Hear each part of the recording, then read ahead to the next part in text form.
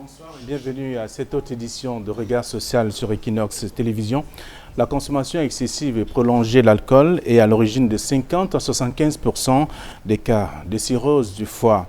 L'hépatite chronique virale de type B, C et D, que l'on appelle maladie du foie, due donc à une infection. Dans 15 à 20% des cas, l'hépatite C est donc mise en cause, contre 5% pour ce qui est de l'hépatite B. Pour ce soir, l'infection du foie et le kyste ovarien sont entre autres pathologies qui secouent le cas social de cette autre édition de Regard social sur Equinox. Madame, Monsieur, bonsoir et bienvenue à tous.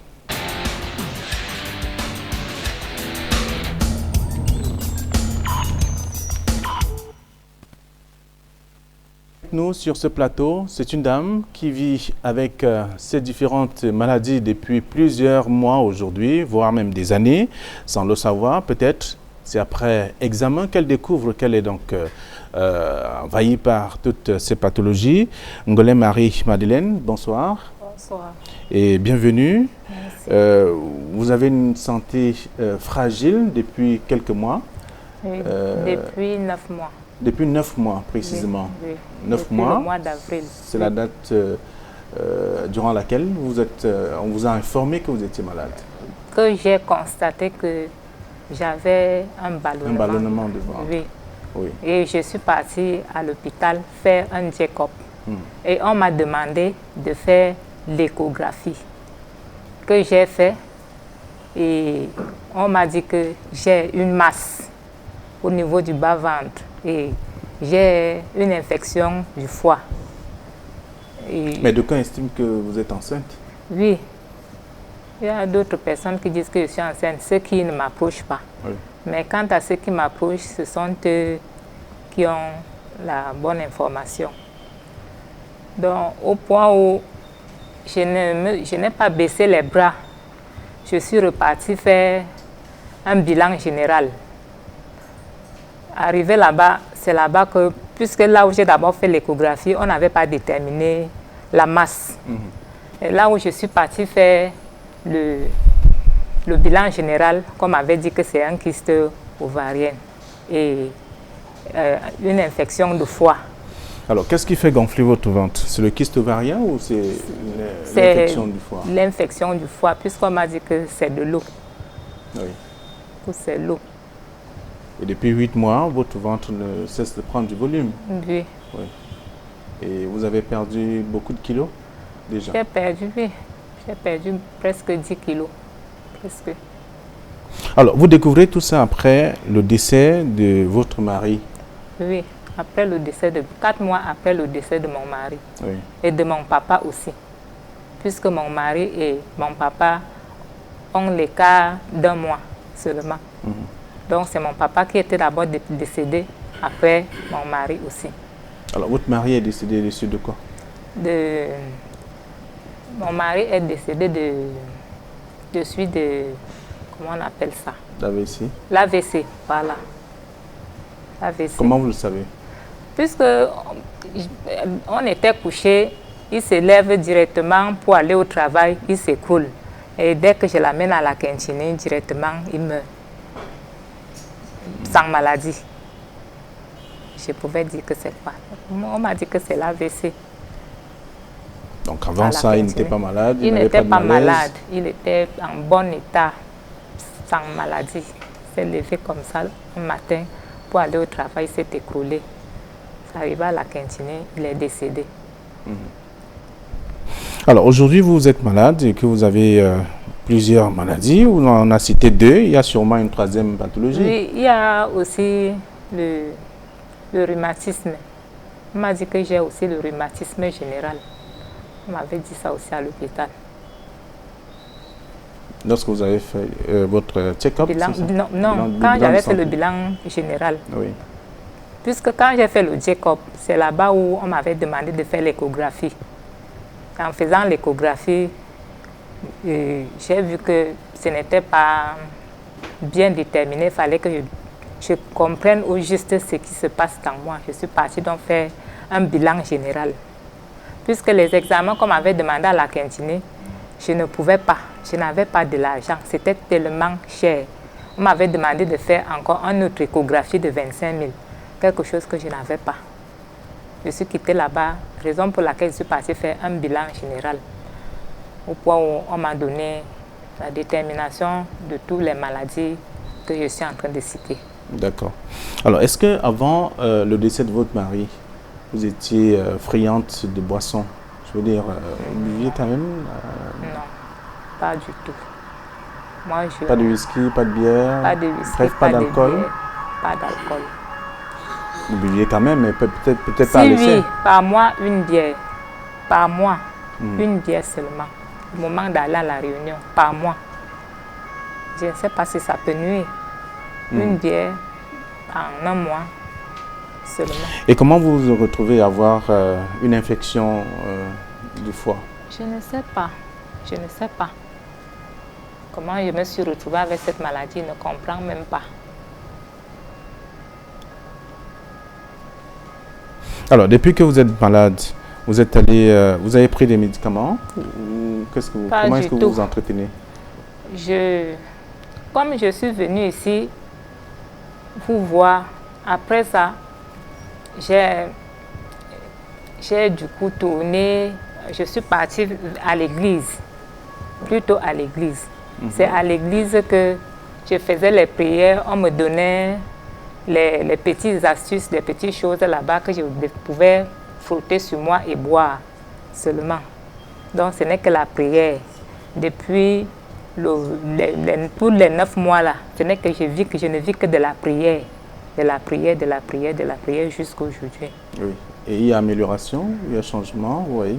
Si je suis vraiment debout aujourd'hui, ça veut dire qu'il y a amélioration. Parce que je me disais que peut-être l'année 2020 là, ne pouvait même pas me trouver tant debout.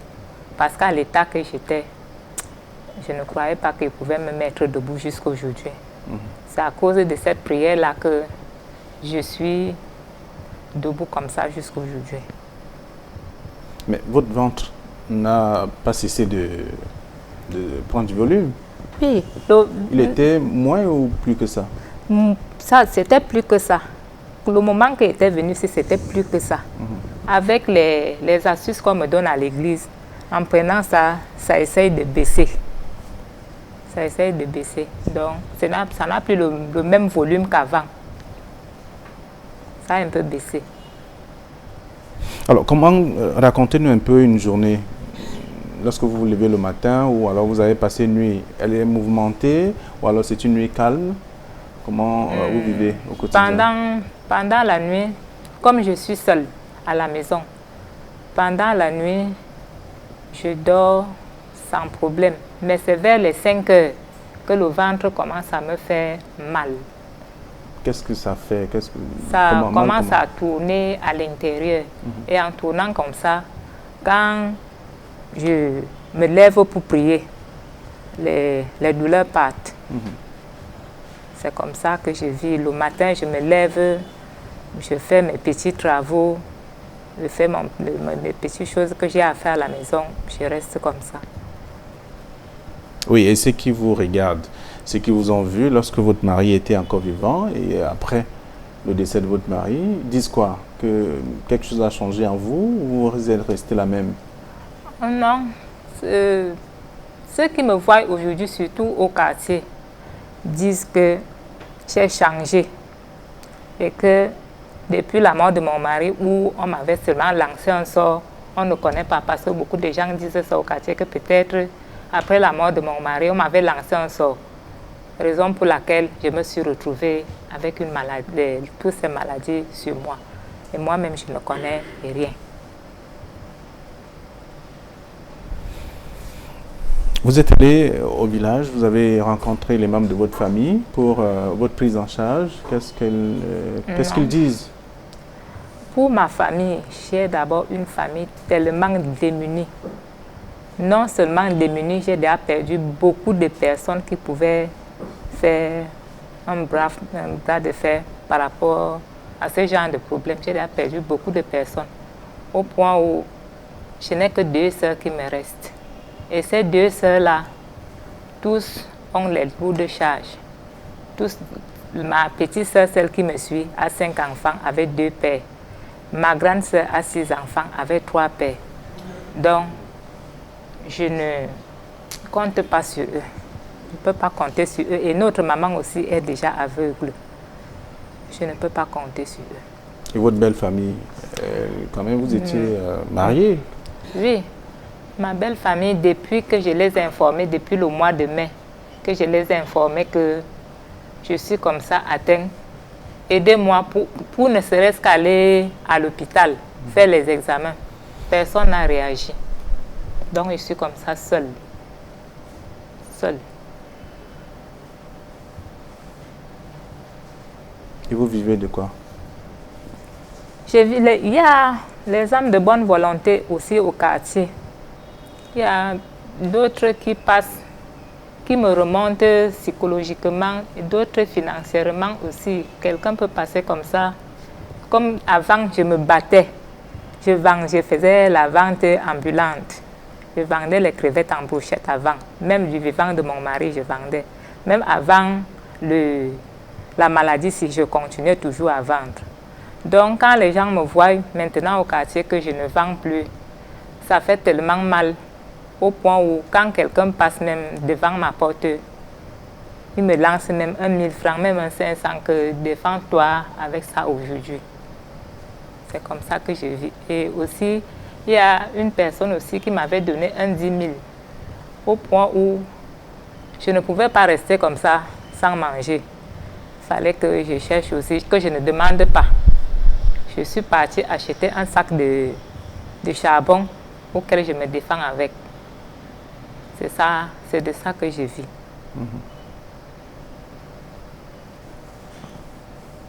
Vous êtes maman d'un enfant? Oui. Et votre fils, votre enfant est où? Il est dans le village de son papa, chez ses oncles. Il sait que vous êtes malade? Oui, il sait. Vous parlez avec lui souvent? Oui, au téléphone. Qu'est-ce qu'il vous dit?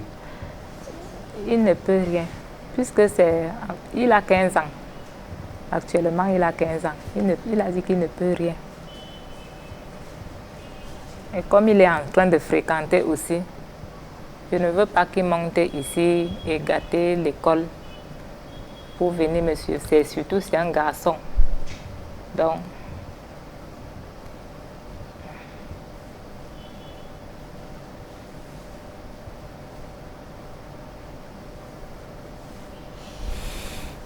alors, vous êtes venu à Regard Social parce que vous avez des difficultés à vous prendre en charge. oui. Et vous êtes venu rencontrer les âmes de bonne volonté qui vous regardent en ce moment, comme ils sont davantage nombreux à suivre Regard Social tous les jeudis soirs sur Equinox. Vous avez un message pour eux? Vous voulez leur dire quoi? Oui. Je dis aux âmes de bonne volonté de me venir en aide pour ma santé. Je ne me sens pas bien. Je ne suis pas à l'aise dans ma peau.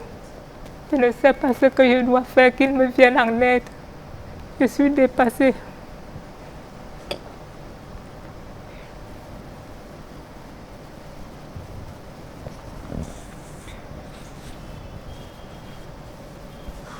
Vous avez plusieurs maladies. Celles que vous connaissez sont, entre autres, l'infection du foie, Et le kyste ovarien. le kyste ovarien, Oui, et le rhumatisme. Il y a aussi le rhumatisme. il y a sûrement une autre maladie que vous ignorez aussi, peut-être. Il vous faut encore faire des examens Peut-être. plus Ce approfondis. sont les 3 maladies-là qu'on m'avait citées. Mhm. Peut-être si on peut découvrir une autre maladie en faisant d'autres examens, puisqu'il n'avait pas fait d'autres examens, comme avait demandé à la cantine. Parce qu'il n'avait plus de l'argent.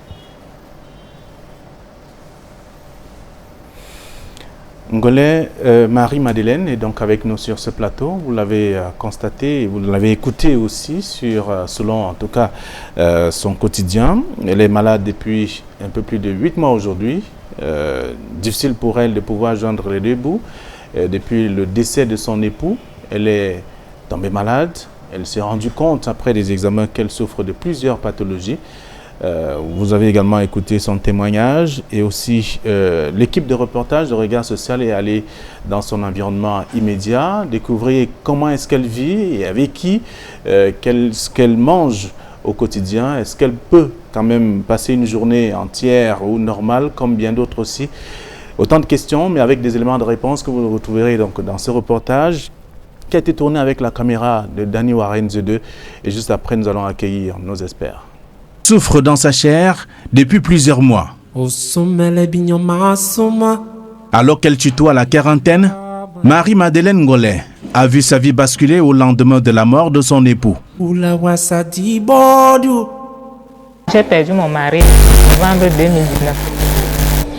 C'est depuis le mois d'avril que j'ai commencé à sentir une boule ici au-dessus de mon nombril. Au point où je n'avais même pas l'argent en ce moment-là, comme je venais de perdre mon mari, je n'avais pas l'argent. Donc pour aller même à l'hôpital, c'était difficile pour moi, tellement difficile. Au quartier Tergal, à Douala, son lieu d'habitation, c'est une série de questions qui la traumatisent, notamment sur son état physique. Ses voisins ne cessent de la regarder autrement. Auparavant, les gens croyaient que vraiment elle était enceinte. Je me suis rapproché d'elle avant qu'elle m'a expliqué que non, ce n'est pas vraiment ce qu'on croit là. Là, elle a eu une maladie. Je lui pose maintenant la question que mais c'est quoi cette maladie? Elle me dit que même elle ne connaît pas. Bon, c'est vraiment là où on a pris vraiment les choses au sérieux.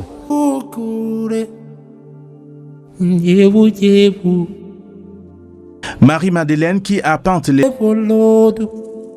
À l'hôpital, on avait dit que j'avais une infection du foie et j'avais aussi un kyste ovarien et aussi j'avais le rhumatisme général. Donc tout mon corps, j'avais le rhumatisme dans tout mon corps. C'est ça qu'on m'avait dit à l'hôpital. Je ne suis pas allée au village parce que non seulement l'année que j'ai perdu mon père, c'est la même année que j'ai perdu mon mari. Donc au village, je n'ai plus personne. Mes deux sœurs qui sont là-bas, ils ont la charge qu'ils accouchent les enfants avec des hommes différents. Ma petite sœur a 5 enfants avec 3 pères. Ma grande sœur a aussi 6 enfants avec 2 pères. Donc ils se battent comme ça là, ils ne sont pas dans les maisons des hommes. Donc ils se battent comme ça. Notre maman aussi est déjà aveugle. Donc je ne vois personne qui pouvait prendre même ce genre de charge là-bas dans ma famille. Tout le monde est démuni. La plupart de mes frères même sont déjà décédés. Ceux qui pouvaient même faire un bras droit pour ce genre de problème-ci, tous sont déjà décédés.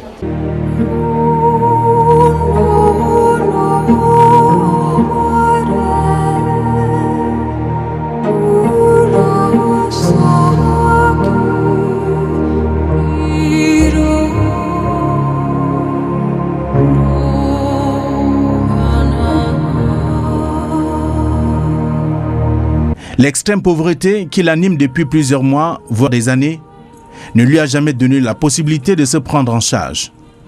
Elle est aujourd'hui une vendeuse de charbon au rabais.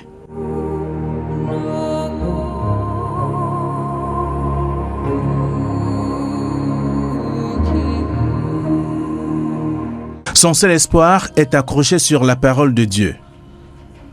Au quotidien, elle se console avec les psaumes. Psaume 74. Pourquoi, ô Dieu, rejettes-tu pour toujours pourquoi t'irrites-tu contre le troupeau de ton pâturage? Souviens-toi de ton peuple que tu as acquis autrefois, que tu as racheté comme la tribu de ton héritage. Je lis ce verset parce que c'est ça qui me réconforte beaucoup. Ça me donne le réconfort, quoi. Ça me réconforte beaucoup. Quand je lis ça, je suis tranquille dans mon cœur.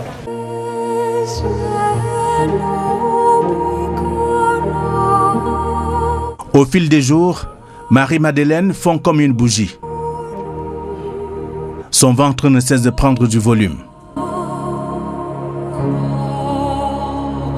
On m'a demandé de faire une échographie. j'ai fait l'échographie, on m'a envoyé à la Quintini. Et arrivé à la Quintini, on m'a demandé de refaire encore une autre échographie parce que l'autre là, ils ont dit qu'ils ne sont pas sûrs de ce que l'autre là, les réponses de l'autre. Donc il fallait que je refasse encore une autre échographie de 25 000 à la Quintini. Ce que je ne pouvais pas avoir, je suis rentrée comme ça, je ne pouvais rien. C'est après que je me suis battue encore, avec un peu de force que j'avais, je me suis battue. Je suis partie dans une clinique là-bas à quoi faire un bilan général.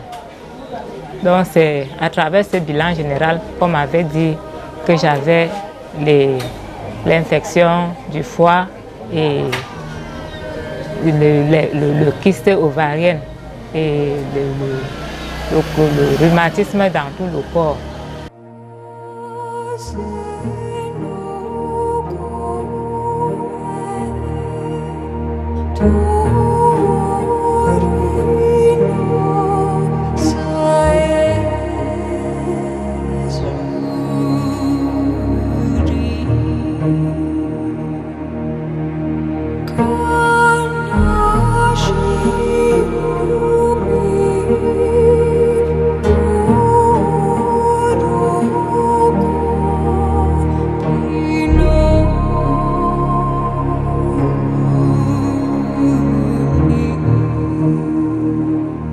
Je suis déjà mal formée, avec le ventre ballonné. Les gens, il y a même d'autres gens qui disent que peut-être je suis enceinte, ceux qui ne connaissent pas que je suis malade.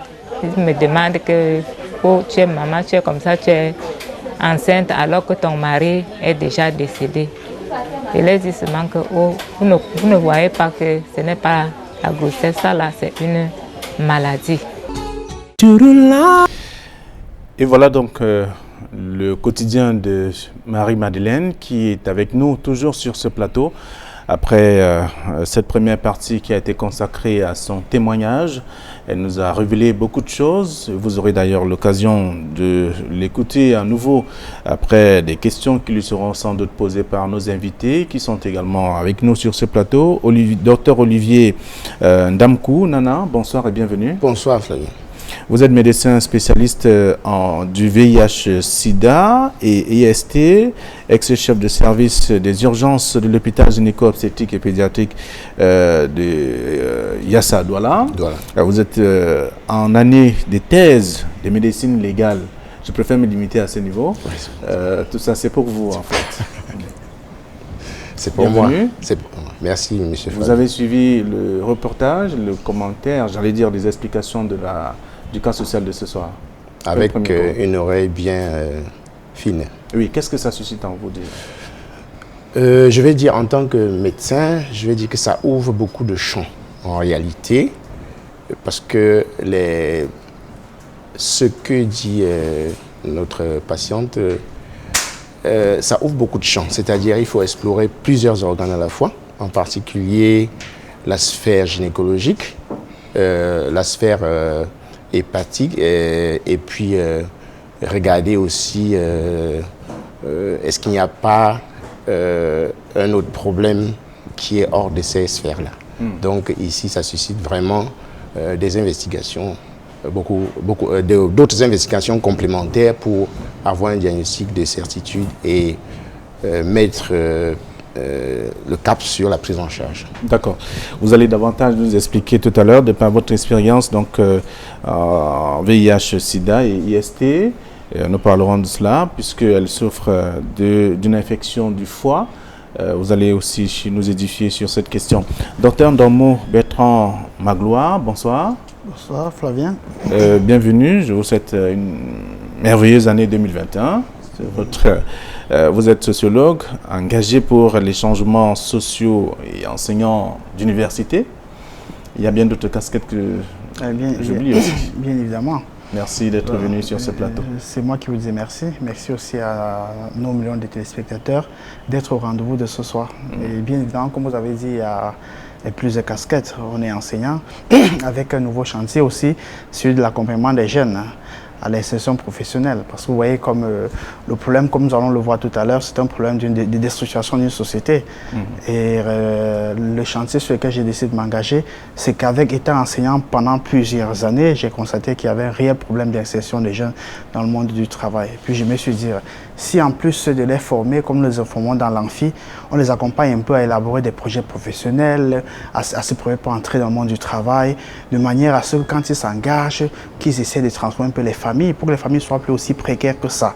Et ce n'est qu'avec des enfants qui naissent dans ces familles qu'on peut demain, on peut que compter sur eux pour transformer ces familles. Merci. Donc c'était un peu ça, les nouveaux chantiers sur lesquels je suis engagé en cette année 2021. Merci. Et je crois que ça avec le soutien de tous les jeunes Camerounais qu'on peut le faire. Merci d'être venu également ce soir. Merci. Vous allez davantage nous édifier sur la situation sociologique, en tout cas, de cette dame qui est malade, qui souffre de plusieurs pathologies. Elle est toujours avec nous.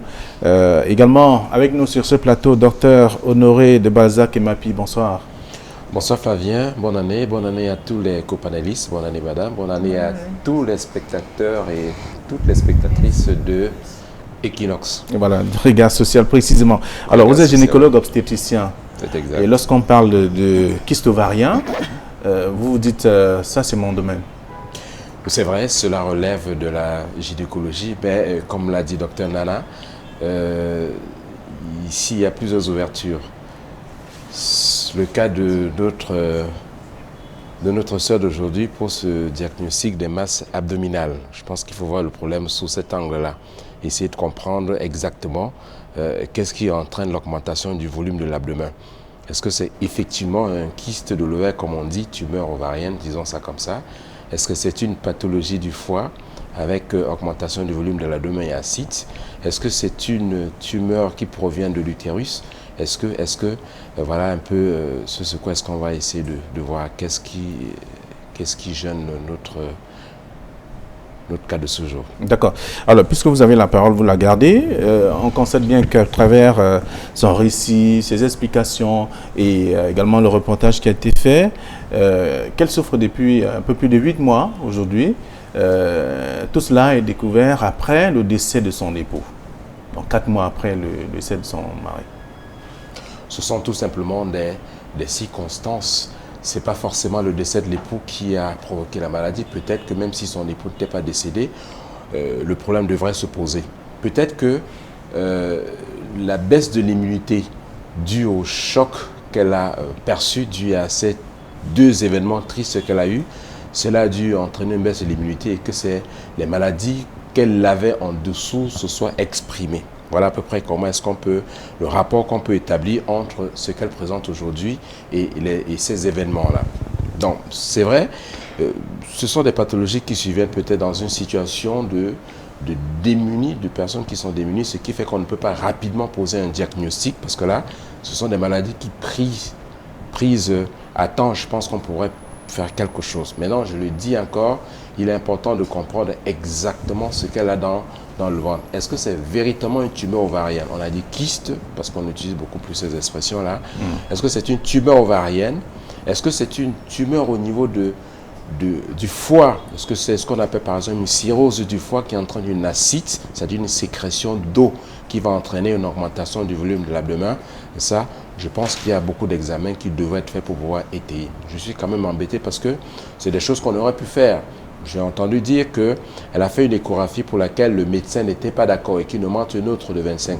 C'est quand même important pour nous autres praticiens parfois de voir quel est le niveau socio-économique de la patiente et pouvoir adapter les examens en fonction de ce niveau.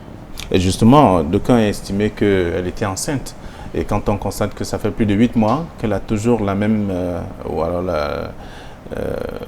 le même volume de son abdomen, on se pose des questions. Est-ce qu'une grossesse peut faire plus de 8, 9, 10 mois?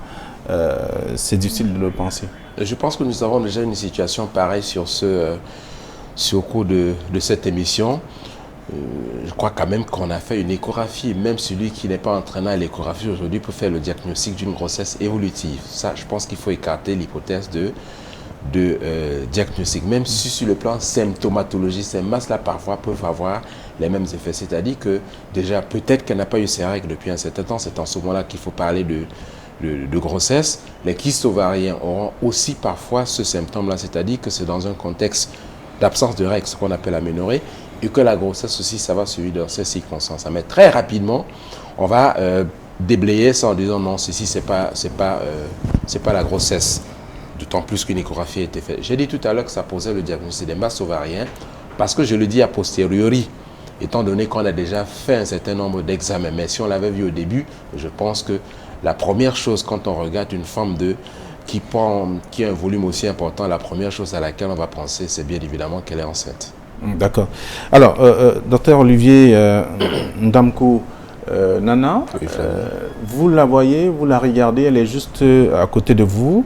Elle a un ventre qui prend du volume, elle maigrit. Oui, elle a un ventre qui prend le volume, elle maigrit. En fait, elle avance déjà pratiquement vers la cachexie. Et puis, elle a un volume abdominal qui pose des questions de diagnostic. Par exemple, elle a parlé d'une infection du foie. On sous-entend que les infections les plus connues du foie, c'est les hépatites. Qui sont A, B, C, D, E, delta et autres. Donc, on peut penser que les deux plus graves des infections du foie, c'est l'hépatite B et l'hépatite C, qui aujourd'hui quand même peuvent trouver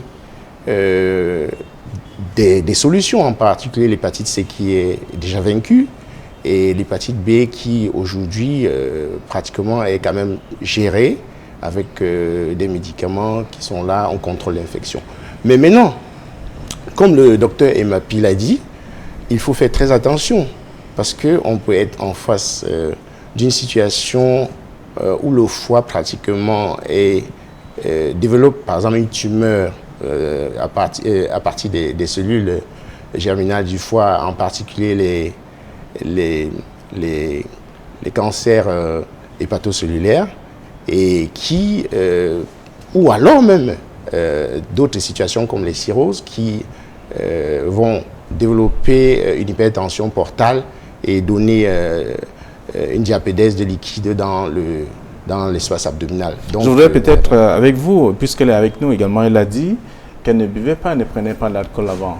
Oui, vous savez... Surtout quand on sait que 50 à 75% des personnes qui boivent ou qui prennent l'alcool de façon prolongée peuvent faire la cirrhose. Oui, ça c'est en fait ce qu'on appelle la cirrhose portale, qui est la cirrhose d'origine alcoolique.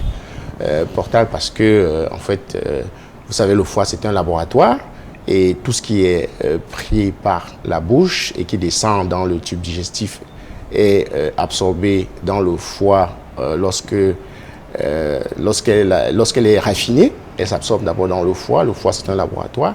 C'est pour ça que dans le cas de la cirrhose qui est causée par l'alcool, on parle de cirrhose portale. Ici, c'est une autre chose. On parle ici, elle a bien défini, elle a bien parlé d'une infection. Donc, les infections qu'on connaît, qui sont assez dangereuses pour le foie, c'est particulièrement l'hépatite B, l'hépatite C, qui très souvent sont asymptomatiques, qui peuvent qui sont soit asymptomatiques, soit polysymptomatiques, et qui peuvent être découverts de manière casuistique, c'est-à-dire que lors peut-être d'un examen ou lors d'une situation comme la situation qu'elle vit, de traumatisme moral, et puis ça se réveille, et puis ça apparaît. Donc ici, ça demande vraiment d'autres investigations. Alors, est-ce que ça peut justement, puisque le docteur Emapi a commencé à le développer, est-ce que ça peut être dû à ce traumatisme de d'abord son père qui décède, un mois après, c'est son époux? Le père qui décède, son époux qui décède ne sont pas la cause. Ça peut être facteur favorisant le déclenchement des symptômes ou l'apparition peut-être des signes morphologiques, c'est-à-dire que le gonflement du ventre ou alors son amaigrissement. Mais ce qui est sûr ici, comme le docteur Emapi l'a dit, au niveau de la sphère gynécologique, il faut encore explorer pour voir est-ce que c'est une tumeur ovarienne qui est là-bas ou alors des séquelles ou bien vous savez que les tumeurs peuvent donner aussi des métastases qui, après, vont favoriser aussi le développement d'autres phénomènes. Nous allons parler de ce foie qui est infecté, et bien, je veux dire un foie infecté comme elle le dit si bien après ces examens, et en même temps nous parlerons aussi de ces kystes ovariens avec Dr Mapi, mais seulement sur le plan environnemental. On constate justement qu'elle vit dans un endroit seul, pratiquement clos, et depuis le départ de son mari, c'est-à-dire le décès de son mari. Elle est restée dans un studio carrément seule, son fils est allé au village parce qu'elle estime que son fils ne peut pas vivre dans ce même environnement. Il risque de prendre la voie de la perdition. Bien évidemment, ce qu'il faudrait retenir, au-delà des interventions de nos brillants médecins, c'est que sa situation est purement une production sociale. Production sociale pourquoi? Parce que c'est l'ensemble des facteurs qui se sont conjugués pour produire ce qu'elle vit. Alors parce que son problème n'est pas seulement un problème qu'elle est porteuse d'une maladie, mais qu'elle vit dans une profonde précarité qui a joué un rôle fondamental, non seulement dans l'événement de cette maladie, c'est fort probable, mais aussi dans son développement et dans sa gestion actuelle aussi. Vivre dans de telles conditions morphologiques et sanitaires, seul, vivre seul, relève à mon sens des lignes inimaginables. Je voudrais vous dire que les fondateurs de la sociologie, les pères fondateurs de la sociologie, les Durkheim, qui avaient vu un peu le niveau de développement de notre société, s'ils s'imaginent qu'en 2021, dans une ville de 5 millions d'habitants, une femme aussi vulnérable vivrait seule, et il n'en reviendrait pas. Je crois qu'il se tournait dans le tombe. Quand on regarde aussi le niveau de développement de nos sociétés, j'ai l'habitude de dire nous vivons une société high-tech. Nous vivons dans une société high-tech. Si malgré la haute technologie qu'on a développée aujourd'hui on veut explorer l'espace. Mais il y a des aspects très fondamentaux de notre vie humaine, comme les aspects de l'organisation de la société, qui sont très négligés. Des personnes vulnérables sont habituellement abandonnées elles seules. Et c'est exactement son cas. Et merci à Equinox d'avoir sorti cette femme de l'abîme, parce que là où elle est, elle se mourait à petit feu. Parce que l'organisation sociale a des impacts drastiques sur nos vies. On a parlé tout à l'heure de la perte de son époux et de son père. Deux expériences douloureuses qui sont capables de vous abîmer profondément. Qui sont capables même de vous mettre au fond de l'abîme. Tous, Flavien, nous tous, on est malades. Et les pathologies dont elle est porteuse ne sont pas des pathologies qui sont créées à partir d'elles-mêmes. Beaucoup en portent dans le monde, mais sauf qu'ils ont la possibilité d'avoir une prise en charge. Et ce qu'on demande à notre humanité, c'est un peu de charité pour que des personnes comme celle-là, comme elle, aussi vulnérables, soient soutenues. Parce qu'on peut porter ces maladies et vivre avec ça aussi longtemps que toute autre personne vive. Mais sauf que si on vit dans sa condition, dans une telle précarité, telle que ce sont les voisins qui peuvent vous apporter à manger, mais il est fort pour qu'on réussisse pas à faire une année avec une telle maladie, alors que d'autres font leur vie entière avec. Pourquoi? À cause d'un élément sur lequel, depuis des années sur ce plateau, j'attire l'attention, la déstructuration profonde de notre société, qui n'arrive même pas, j'ai dit dans une ville de 5 millions d'habitants, à prendre en charge une femme aussi, une veuve et orpheline. Elle est abandonnée tout seule. Dans une ville où nous sommes si pleins, on est si nombreux, où les gens n'arrivent même pas à vivre sur le même toit parce qu'ils sont tellement sur le même toit, sur ce toit. La cohabitation, la promiscuité. Nous parlons de cette ville, mais avec une femme qui est isolée et qui meurt à petit feu. Et ce sont ces conditions-là qui permettent... Elle a dit, sans vous couper tout à l'heure, qu'elle n'espérait pas voir 2021. C'est pour ça que j'ai dit tout à l'heure qu'elle se mourrait à petit feu, qu'avec ces conditions et des maladies, le médecin en parlait tout à l'heure, le docteur en a parlé tout à l'heure, des hépatites qui sont prises en charge aujourd'hui. Comment quelqu'un peut mourir des hépatites aujourd'hui lorsqu'on a résolu cette question, est-ce que les médecins sont sur d'autres fronts?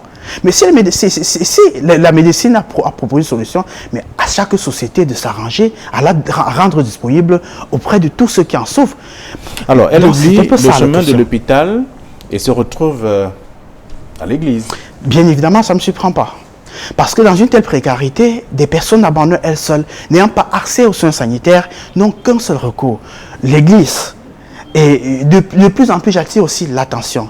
L'église, vous allez me l'excuser, je sais que beaucoup de mes compatriotes n'aiment pas mon approche de la religion. La religion, c'est pour les bien portants. La religion, ce n'est pas pour les personnes qui sont malades. Quelqu'un qui est malade ne va pas à l'église. L'église, c'est pour des personnes qui ont guéri. L'église, c'est pour des personnes qui n'ont pas accès au soutien psychologique, auquel je vais faire allusion avant de sortir cette émission, mais qui font recours à la religion pour que la religion puisse les soutenir un peu. Parce que le rôle de la religion, il a un rôle un peu psychologique. Et c'est pour ça que je félicite déjà l'église qui l'a accueilli et qui lui remonte le moral. Mais sauf que l'église, vous avez vu tout à l'heure dit qu'on lui donne des conseils médicamenteux à l'église, ce qui est un scandale au 3e millénaire.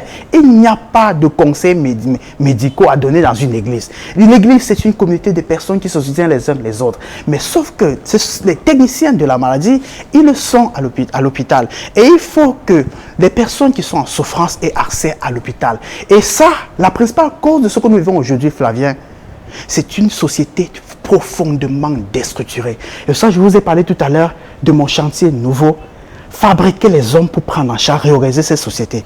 Parce qu'en fait, ce n'est qu'avec les individus qu'on va remettre ces sociétés debout. Une femme qui perd son mari, qui perd son époux, qui n'a qu'un fils qu'elle envoie même d'ailleurs au village chercher un abri. Madame, vous avez votre enfant au village chercher un abri pour rester mourir sous votre toit. Mais sauf que nous sommes 5 millions d'habitants à Douala, vous n'allez pas mourir, madame. On va vous soutenir. Merci. Alors, c'est une parole qui remonte certainement une fin, je veux dire. On voit bien qu'il y a un grand chantier. Vous êtes un ancien responsable des structures sanitaires, pas une seule, plusieurs, à travers le pays. Mais seulement, ce sont des cas que vous avez vécus. Oui. Et comment est-ce que vous les avez gérés? Quelle était la méthodologie? Flavien, c'est une très bonne question. Ceci remet en question aussi notre système de santé. Ça, c'est ce que je peux dire.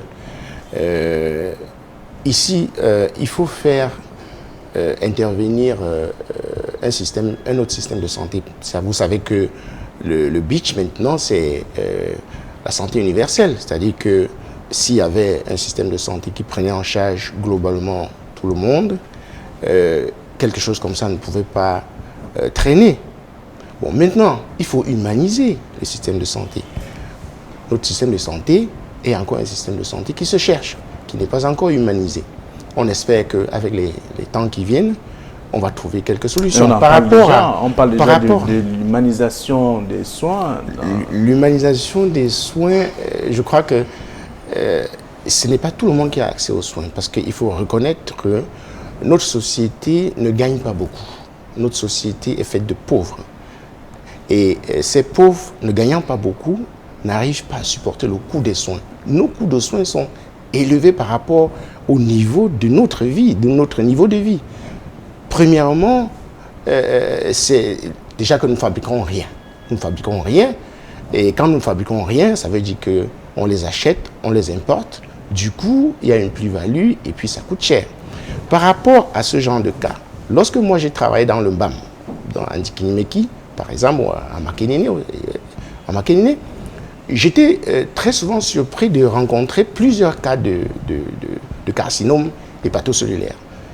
Et ce qui a même fait l'objet, une fois je suis allé voir l'éminent professeur Zoton pour lui faire part de cette situation, et je demandais à professeur Zoton, mais professeur, qu'est-ce que je vais faire avec tant de carcinome hépatocellulaire, tant de cirrhose que j'ai sous la main dans ces zones où il n'y avait même pas un appareil d'échographie. Vous comprenez? Donc nous sommes encore en retard. Et professeur Zoton me disait, vous savez, quand c'est déjà au niveau du carcinome, il n'y a rien à faire. On va juste, c'est des traitements palliatifs. On entretient le patient pour l'accompagner tranquillement à la dernière demeure. Alors, mais ces genres de pathologies, comme j'ai d'ailleurs dit, c'est des pathologies qui ne se signalent pas vite. Alors, ça peut aller dans une longue haleine, traîner pendant longtemps, et c'est lorsque ça atteint un paroxysme, lorsque vous voyez déjà les symptômes, c'est grave. Alors, à vous entendre parler, on peut estimer que c'est bien avant le décès de son époux que... C'est ce que je veux dire. C'est ce que je veux dire. Ça veut dire que le facteur déclenchant des symptômes, c'est probablement le décès de son père, le décès de son époux, et puis d'autres facteurs. La pauvreté, la promiscuité, vous voyez dans quelles conditions elle vit. Mais ces infections, c'est bien avant. c'est bien avant. Ça veut dire que la maladie, en fait, était asymptomatique ou post-symptomatique, c'est-à-dire les symptômes qui n'apparaissent pas vraiment, mais qui allaient très lentement, mais sûrement. C'est pour ça qu'aujourd'hui, il est conseillé que on fait ces tests bien avant et si possible qu'on se vaccine de ces infections-là, c'est-à-dire l'hépatite B par exemple. Bon, pour l'hépatite C, c'est vaincu aujourd'hui. C'est-à-dire que si c'est clair qu'elle faisait par exemple une hépatite C et que ce n'était pas déjà à un stade, je dis, très avancé, on aurait pu bien lui faire un protocole de traitement et la soigner. Aujourd'hui, il y a même un programme du ministère de la Santé qui est subventionné dans le cadre du traitement de l'hépatite C. Et même l'hépatite B aussi, il y a des traitements qui sont comparables au traitement les molécules nucléosidiques qui sont comparables, on utilise un peu des antirétroviraux pour essayer de réduire l'impact sur le corps humain.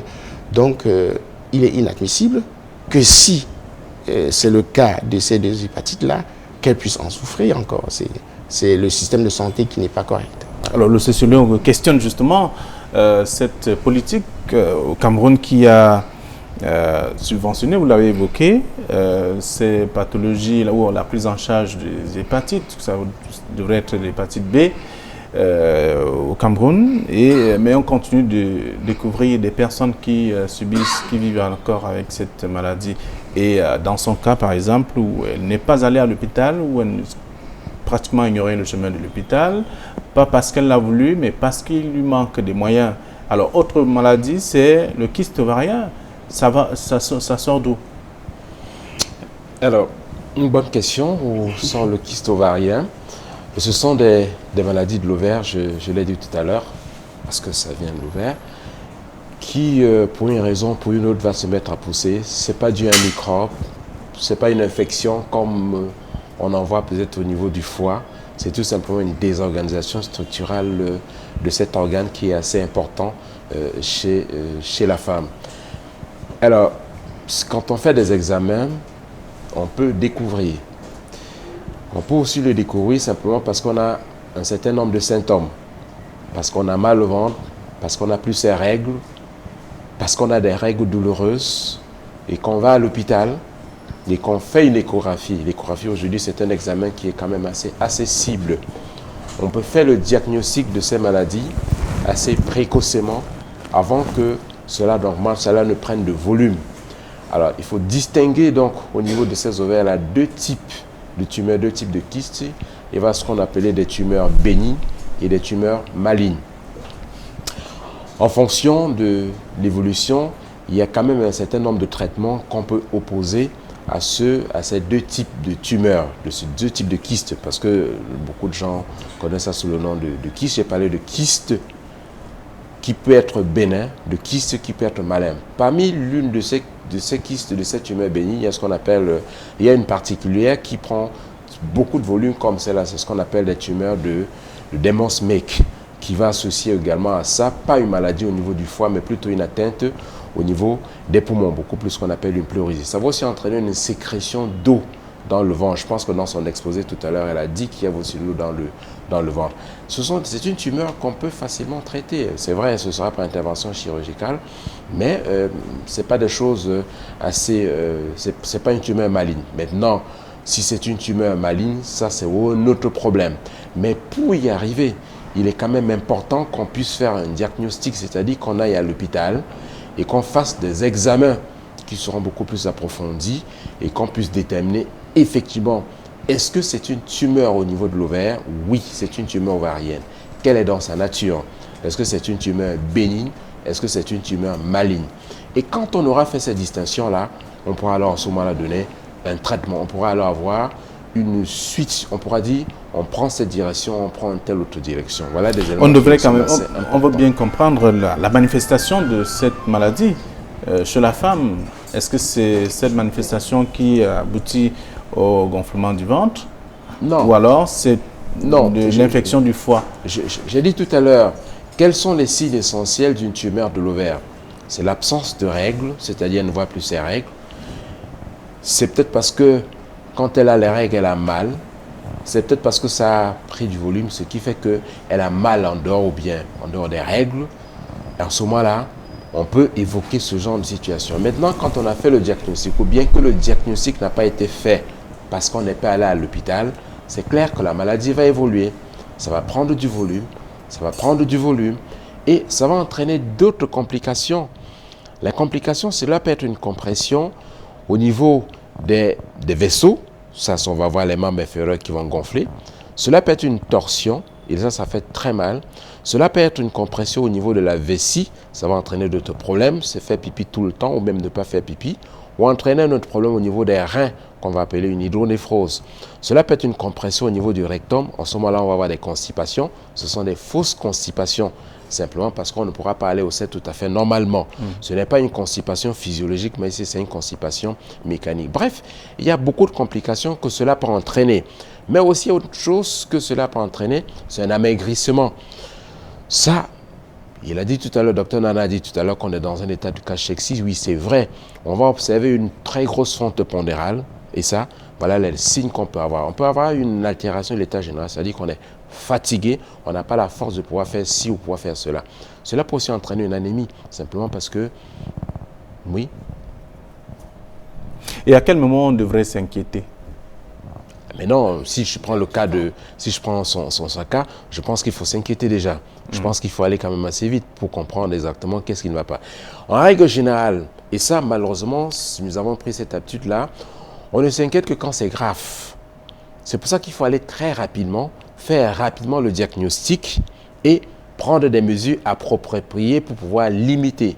Je reste convaincu que si on avait fait un diagnostic assez précoce tôt, on ne serait pas à ce niveau maintenant.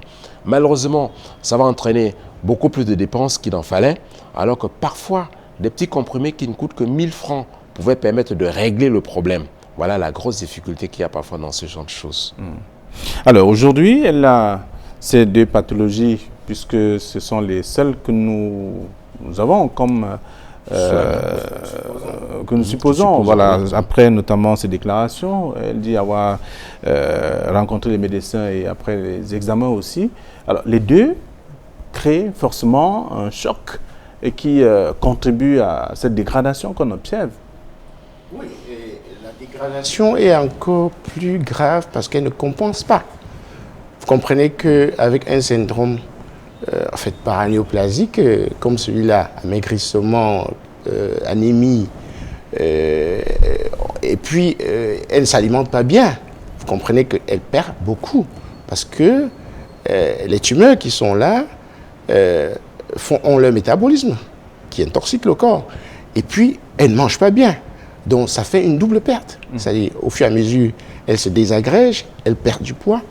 Et le fait qu'elle soit pauvre, qu'elle vive dans une pauvreté extrême, fait qu'elle ne compense pas. Donc, c'est là le drame. Vous comprenez? Donc, ici, il faut agir rapidement à faire un bon diagnostic et traiter de manière étiologique si on peut. Et la tactique de la prise en charge va dépendre du diagnostic qu'on va trouver. Comme le docteur Emmapi l'a dit, ça peut même être juste thérapeutique, ça peut ne pas être chirurgical.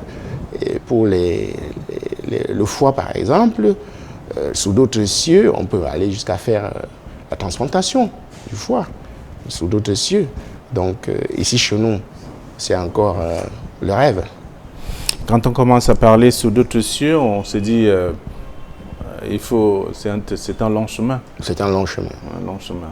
Alors, docteur Ndogmo, vous êtes resté sur un ensemble de questionnements, même si vous avez quelques pistes de solutions, de notre société qui se dégrade. Et vous l'avez répété plusieurs fois, que c'est une sorte de déchirure de la société aujourd'hui. Une femme comme celle-ci ne devrait pas plus ou ne devrait pas vivre dans ces conditions. Bien évidemment, je parle de déchirure de la société, de sa déstructuration. Pourquoi? Parce que, en principe, la situation que nous avons actuellement ne devrait pas exister.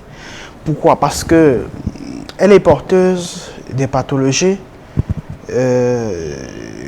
et comme l'ont dit unanimement les deux médecins, des pathologies qui auraient pu être prises en charge le plus simplement possible.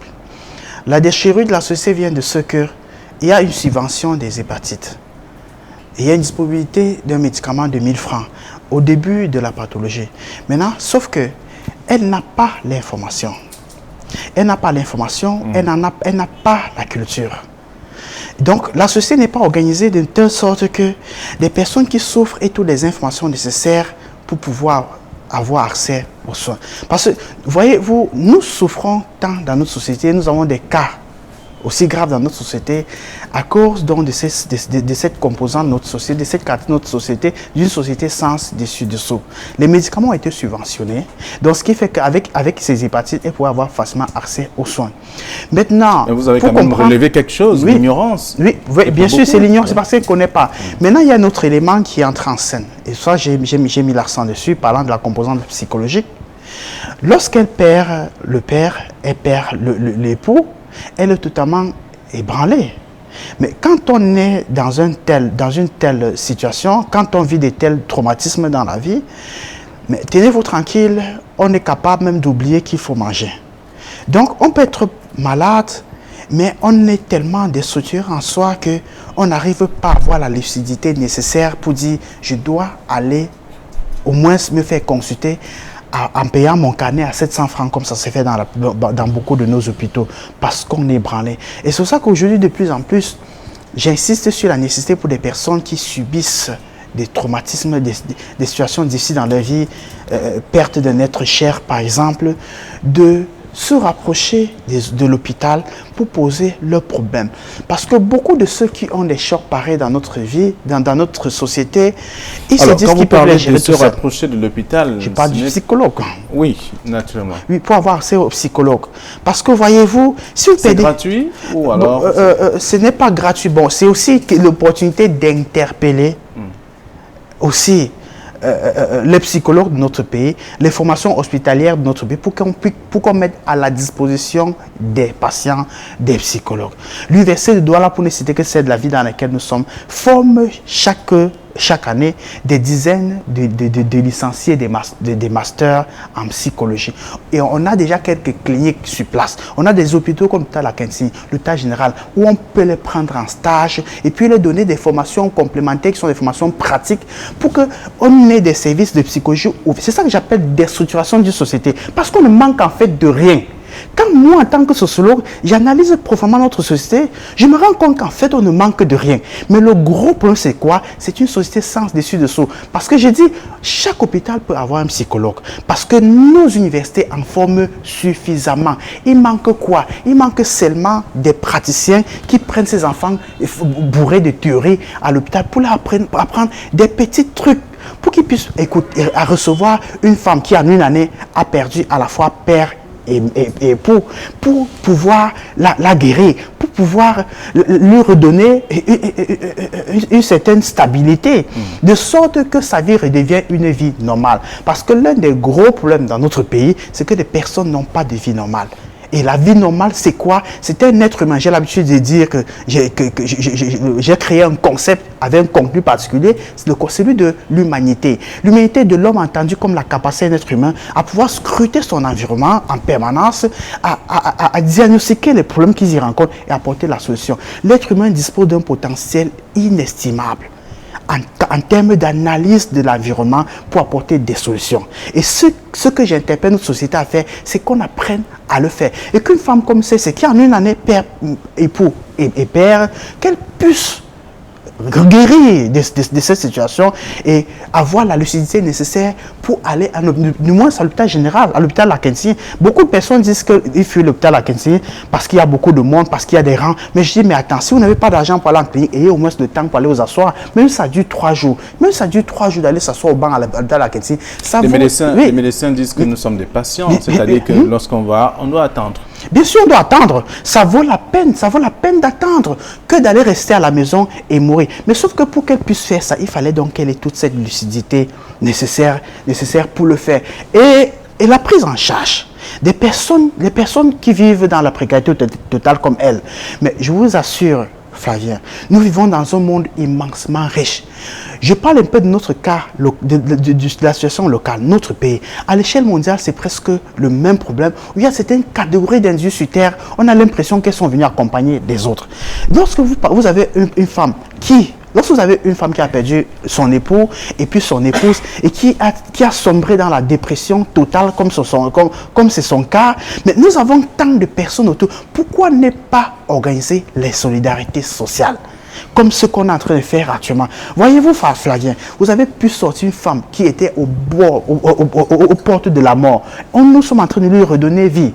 C'est ça qu'on appelle les solidarités qu'il faut organiser dans une société. Parce que quoi qu'il en soit, elle est victime de ce qu'on appelle les inégalités sociales. Parce qu'il y aura toujours des personnes immensément riches et des personnes profondément pauvres. Seule la solidarité sociale pourra permettre de résoudre cette question en essayant de mobiliser des formes de volonté sociale pour pouvoir venir à leur secours. Et puis un autre élément très important sur lequel on devrait revenir pour ne pas poser un crime, parce que ce serait un crime de ne pas en parler, la sécurité sociale.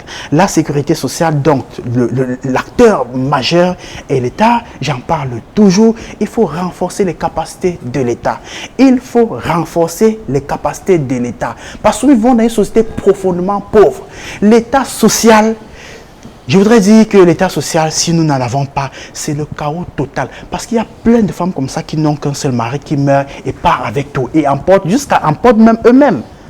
Et dans une telle société, il y a des individus comme ça. La seule chose qu'il y a à faire, c'est l'État social. C'est-à-dire des structures étatiques comme les affaires sociales de notre pays qui soient promptes à fouiller eux-mêmes au quartier. Parce que le problème qu'on vit, c'est ça que j'appelle des situations. Nous allons souvent révéler ici qu'ils attendent tout sur place, voilà, dans des bureaux. Effectivement, alors le problème que nous vivons, c'est que beaucoup ne savent même pas qu'on peut aller aux affaires sociales. Beaucoup ne le savent pas. C'est ça que j'ai dit, j'interpelle les affaires sociales qui font, vous faites un travail formidable, mais il y a une chose à faire. Dans une société comme la nôtre où les gens ne sont pas au courant de l'existence des affaires sociales et de ces mécanismes de fonctionnement, nous devons aller fouiller au quartier, fouiller comme les marketistes font. Il y a quelque chose qui me choque dans ce pays, c'est qu'il n'y a que les entreprises qui font le marché, qui partent fouiller pour chercher les clients. Il faut dans le secteur social fouiller parce que les pauvres de notre société, ils sont tellement pauvres qu'ils sont aussi intellectuellement pauvres. Intellectuellement pauvres, ça veut dire qu'ils n'ont même pas la capacité d'aller chercher une solution, même la solution gratuite. Ils n'en sont même... Imaginez-vous cette femme qui vous a saisi. C'est un acte d'intelligence. Beaucoup en sont même dépourvus, Flavien. Beaucoup sont tellement pauvres dans notre société qu'ils sont dépourvus même de cette capacité intellectuelle. Je voudrais même dire simplement capacité mentale de faire recours. Et quand on dit faire recours, il ne s'agit pas de passer un simple coup de fil. C'est de trouver toutes les stratégies pour pouvoir être là comme on est là ce soir. Et c'est la raison pour laquelle le social aussi chez nous doit jouer un rôle fondamental et fouiller dans les quartiers. Moi, je pense que le gouvernement devrait mettre un budget important pour ce travail. Pourquoi? Parce qu'on vit dans une société précaire et les pauvres sont tellement nombreux dans notre société que si on ne met pas du budget pour aider des femmes comme celle-ci, que leurs maris s'en vont en emportant toute leur vie. Il n'y a que l'État pour pouvoir les se mettre à la tombe et les arracher directement, sinon le mari ira avec. Et c'est ce que nous devons faire dans notre société. Alors, docteur, donc moi a évoqué, ou alors on a évoqué l'ignorance. Vous êtes praticien, vous êtes médecin praticien, et on constate justement que, bref, c'est une question. Est-ce que vous renseignez suffisamment les patients qui viennent à vous? Parce qu'on évoque quand même oui, Flavien, vraiment, des gens qui ne savent pas parfois ou qui voient lorsqu'on va à l'hôpital, comment faire même. Il faut qu'on soit clair. La médecine d'aujourd'hui, c'est une médecine qui doit être ouverte. C'est une médecine ouverte. C'est-à-dire que si un patient vient chez un praticien et il n'est pas éclairé sur sa maladie ou alors il n'est pas adressé à qui de droit, c'est une faute professionnelle, c'est condamnable. Ça fait partie de ce qu'on appelle de l'éthique professionnelle. Donc, aujourd'hui, il faut renseigner. Et puis, il ne faut pas faire je dis souvent le sabitou. On n'est pas des sabitous. Il faut toujours avoir un peu l'esprit sapiteur pour... On ne dit pas d'être aussi hyper spécialisé. On est quand même, après tout, des médecins. Mais il faut renseigner le malade, l'adresser à qui de droit, lui dire de quoi il souffre, même si c'est douloureux. Ça, c'est la médecine d'aujourd'hui. Le tabou en médecine n'existe pas. Il existe le secret professionnel, mais le tabou par rapport à un patient n'existe pas. C'est ça la médecine d'aujourd'hui. Alors, on va évoquer la prise en charge, en commençant par vous et Dr Emapi. Le domaine que vous maîtrisez le plus, je veux dire la pathologie que vous maîtrisez le plus ici, c'est le kyste. La pathologie ovarienne, oui. Ovarienne, voilà, donc le kyste ovarien. On comprend bien qu'il faut trouver la solution au plus vite parce que on est dans une phase un peu complexe, un peu compliquée en ce moment pour ce cas.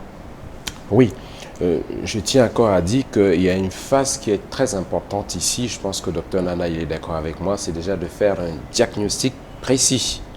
C'est possible qu'il y ait une association des deux affections dont elle a parlé, à savoir une pathologie ovarienne, kyste, et une pathologie hépatique. Ça, c'est possible qu'il y ait une association des deux. Rien n'est impossible dans le monde. Donc, à partir du moment où on aura fait le diagnostic, on aura posé quelque chose, en ce moment-là, on pourra envisager un traitement.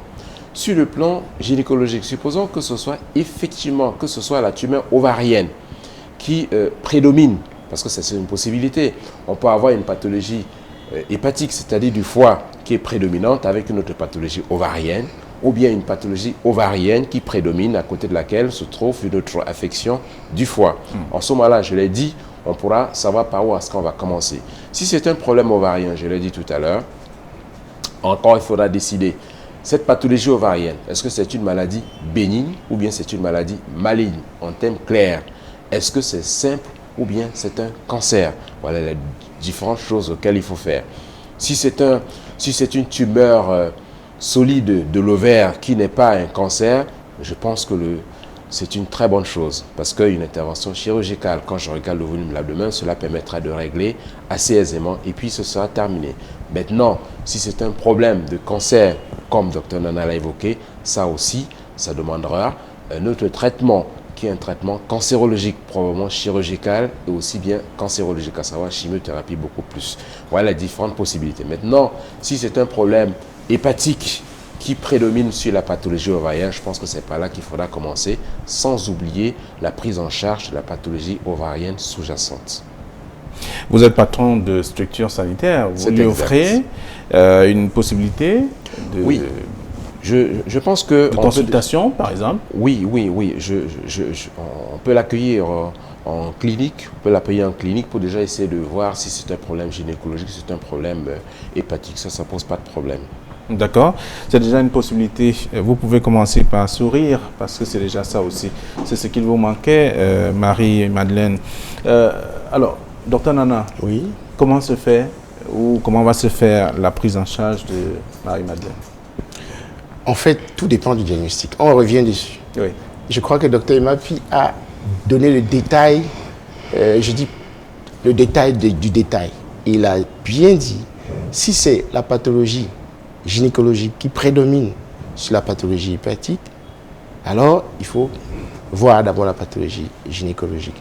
Si c'est la pathologie hépatique qui prédomine, il faut voir la pathologie hépatique en tenant compte de la pathologie gynécologique. Si maintenant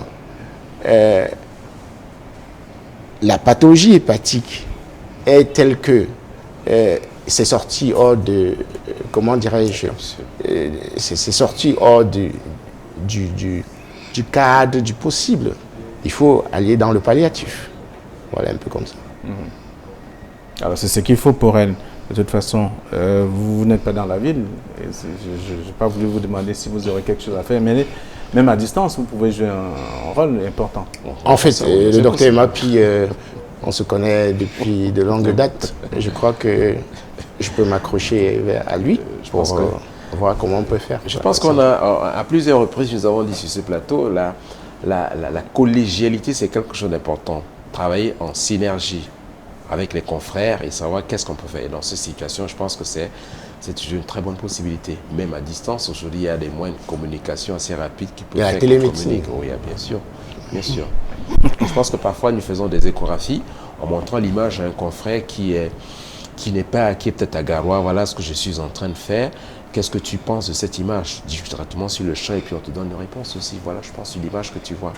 D'accord. Alors, docteur Ndombo, Bertrand Magloire, sur le plan sociologique, vous avez aisément développé des points importants. Maintenant, il est question d'aller dans le volet, de développer le volet solution de son problème. Et comme bien d'autres aussi qui nous regardent, certainement, qui sont à la maison, mais qui n'ont pas eu la possibilité d'être sur ce plateau ce soir. Oui, je dirais solidarité sociale. J'en ai parlé tout à l'heure. Parce que, voyez-vous, avec un petit geste que l'on pose, on peut sauver une vie. Imaginez-vous un seul instant que les téléspectateurs qui nous regardent, si chacun fait un geste, par exemple, de 1000 francs seulement, nous avons des millions de téléspectateurs qui nous regardent. Si on fait un geste, on peut en une fraction de seconde gérer le problème de ces dames. Donc j'appellerai d'abord à cette solidarité dont nous sommes accoutumés ici sur le plateau de Regard Social. Nous en avons vraiment besoin. Et parce que, quoi qu'il en soit, j'ai l'habitude de mettre l'accent dessus. Flavien, la vie d'un être humain n'a vraiment pas de sens s'il n'y a pas un pan social dans votre vie. Si vous voulez réussir le mieux possible dans votre vie, quel que soit l'aspect de réussite, faites du bien, posez des actes de générosité, pensez toujours du bien de l'autre, à faire réussir l'autre. Moi, je pense que c'est le meilleur moyen par lequel on peut s'en sortir. On peut s'en sortir. Moi, je prends que mon cas.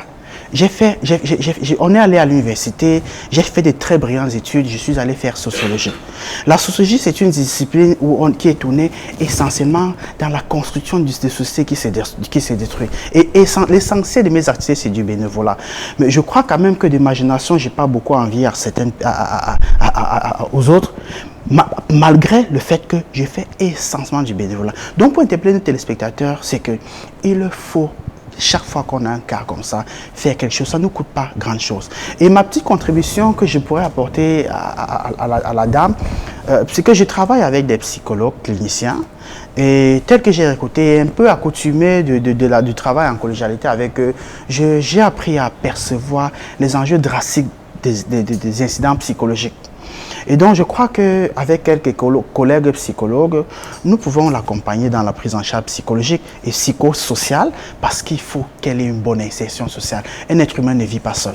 Nous sommes assez nombreux sur Terre pour qu'elle vive seule. Ça n'a vraiment pas de sens. Moi, j'ai l'habitude, je voudrais même dire que vivre seule, madame, c'est comme si vous nous avez ramené à 1 milliard d'années de nous.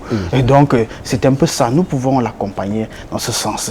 Et puis je crois que, et même pas que elle, parce que le plus important, disais-je, c'est qu'on prenne en charge notre société, qu'on la réorganise. Et j'interpelle les jeunes à une chose, travaillez, faites des ambitions pour rebâtir cette société. Parce que tout secteur confondu, nous avons même la médecine dont on parle.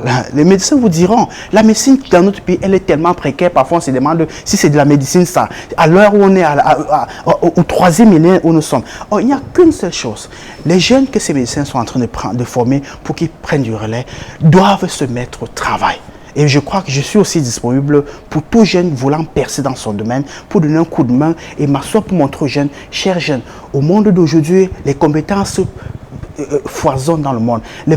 On en a tellement, quel que soit le domaine. Vous pouvez devenir génie dans quelque domaine que ce soit dans lequel vous êtes. Si vous avez quelqu'un pour vous montrer le chemin, que vous le suivez. Et bien je crois aussi que le sacerdoce que j'ai décidé de faire pour mon pays, c'est de me rendre disponible aussi auprès des parents et puis des étudiants pour leur montrer le chemin, pour que chacun, pour qu'on n'ait plus d'écart comme ça, pour que chacun, si tu embrasses un domaine comme la médecine, comme les affaires sociales dont on parlait tout à l'heure, les affaires sociales, c'est un secteur qu'il faut totalement réformer. Qui va le faire? Ce n'est pas des dieux, c'est des individus qui sortant de l'école. On a beaucoup les métiers des travailleurs sociaux jeunes, on en a beaucoup. Et j'ai l'habitude d'attirer l'attention. Les travailleurs sociaux ont l'impression qu'il n'y a pas du travail au Cameroun. Mais on n'a même d'ailleurs rien fait. Regardez cette dame. Cette dame est la preuve qu'on n'a rien fait dans le domaine des travailleurs sociaux. Et nous avons une pléthore d'étudiants de sociologie à l'université de Douala-Chino.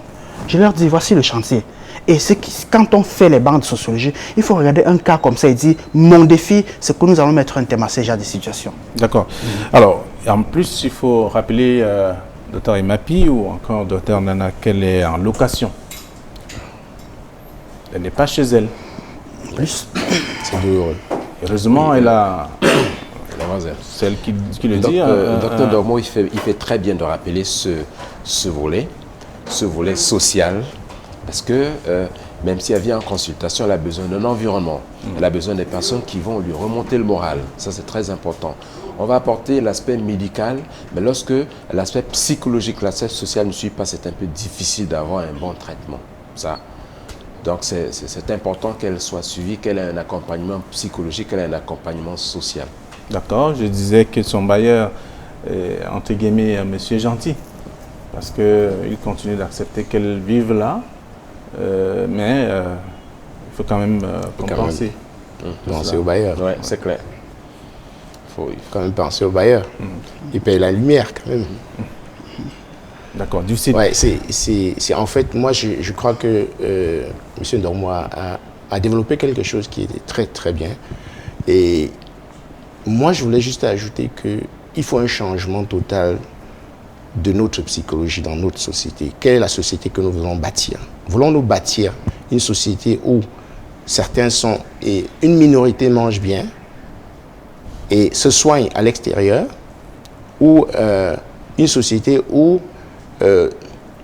chacun a au moins les quatre points cardinaux, c'est-à-dire manger, s'habiller, dormir quelque part et se soigner.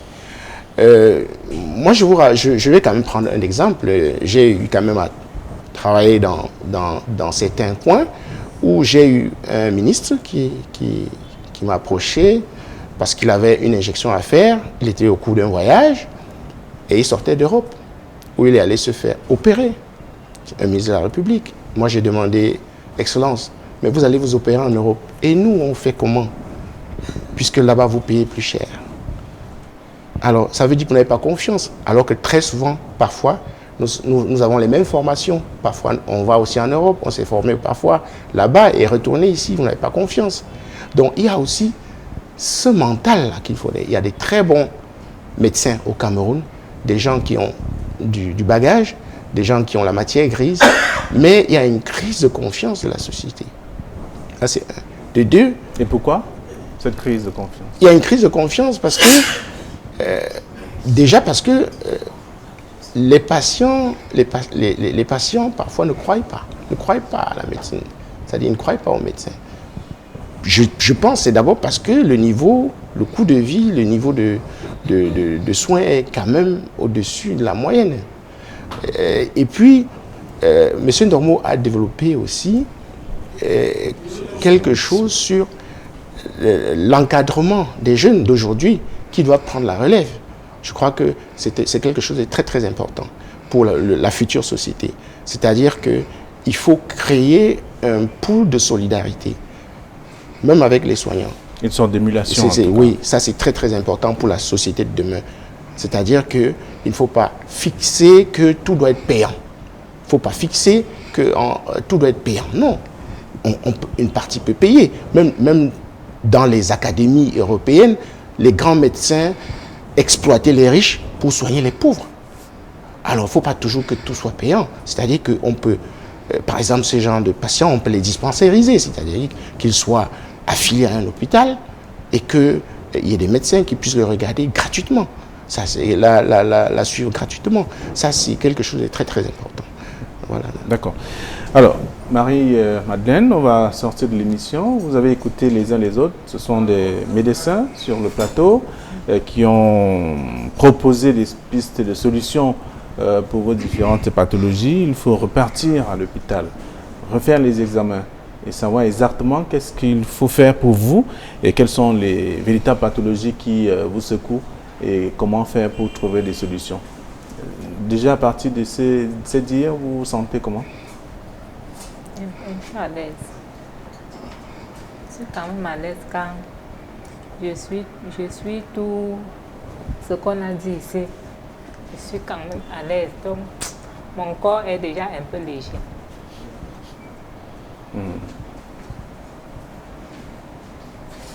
Mais il vous faut de l'argent pour ça. Et vous l'avez déjà dit, tendre la main à ceux qui nous regardent et qui vous regardent également. Vous avez invité les frères qui sont loin, les sœurs qui sont loin et qui vous regardent. Dites-leur que vous êtes sur ce plateau et que vous avez besoin de leur soutien pour votre prise en charge. Peut-être qu'ils n'étaient pas au courant que vous êtes malade. Tous sont au courant. Mais sauf que c'est à cause de la pauvreté. Tous sont au courant, tout le monde. Mais c'est la pauvreté qui gêne.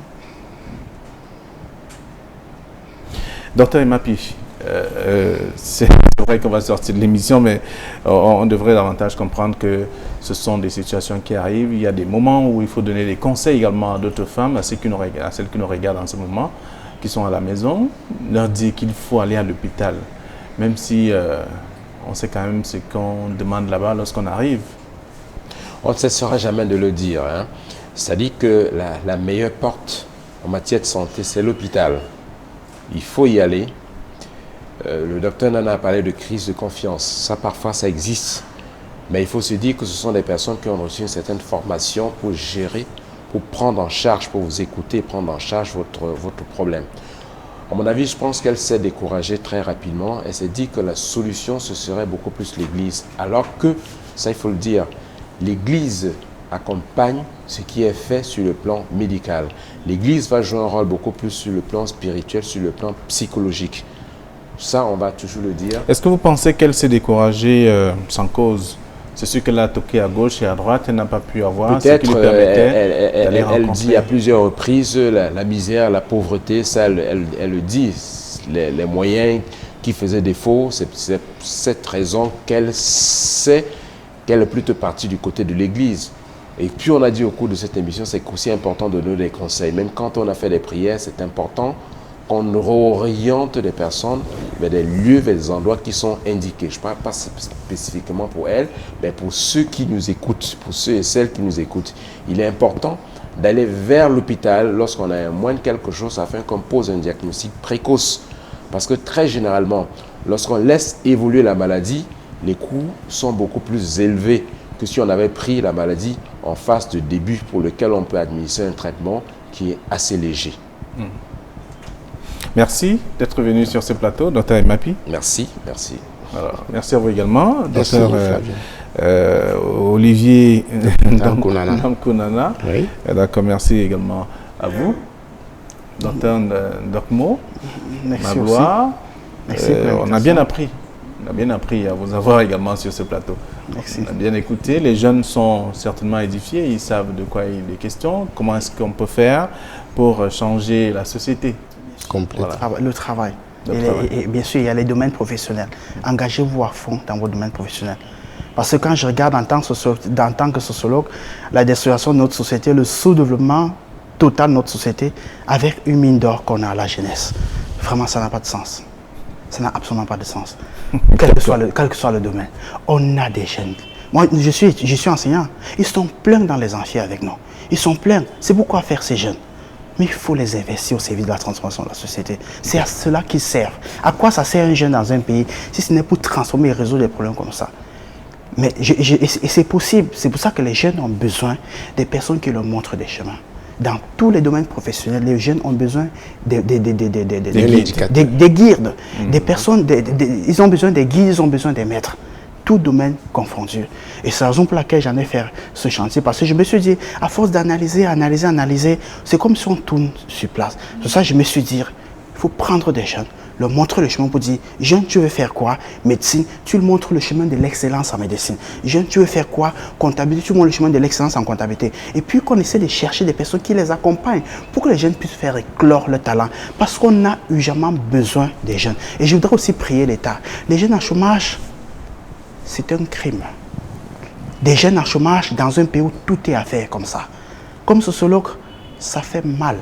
Parce que ces jeunes-là, c'est une mine d'or. D'accord. C'est avec eux qu'on peut transformer la société, transformer totalement la société. Et c'est ça qu'il faut aussi les outiller, les doter. Et c'est ça que je demande aux jeunes cette année 2021, dotez-vous des compétences techniques. C'est quoi des compétences? C'est que tu sois capable de dire, je peux te nettoyer les ongles et gagner 100 francs. On en a absolument besoin pour développer ce pays. Merci, Dr Ndokmo Bertrand Magloire. Merci également à tous ceux qui, Dr Nana, Dr Emapi, à vous également, Marie-Madeleine. Beaucoup de courage à vous. Les téléspectateurs vous regardent et surtout les âmes de bonne volonté avec la main sur le cœur. Ils savent ce qu'ils ont à faire désormais. Vous accompagner dans ce que vous avez justement, ce qui vous reste à faire, c'est mais la prise en charge, il faut davantage de moyens. Merci. Nous allons marquer une autre pause de ce programme. Question d'annoncer l'arrivée sur ce plateau de Irène Tembe. Mais avant, ce reportage va vous diffuser. C'est un cas social qui a déjà été diffusé. C'était la semaine dernière. C'est un bébé qui a besoin de soutien et qui a besoin d'être pris en charge également. Va mettre au monde son bébé. Mon médecin qui me suivait m'a envoyé encore faire la deuxième échographie. On a toujours vu que c'est la même chose. C'est là qu'on m'a envoyé à Bonamou Sadi d'aller faire parce qu'elle ne croyait pas. Elle se disait que peut-être ça pouvait changer. Elle m'a envoyé à Bonamou Sadi d'aller faire l'autre, troisième échographie. C'est venu toujours la même chose. C'est là qu'elle a eu que bon, pendant l'accouchement, je ne vais plus accoucher à Deido. Elle va m'envoyer à la Quintini pour aller accoucher.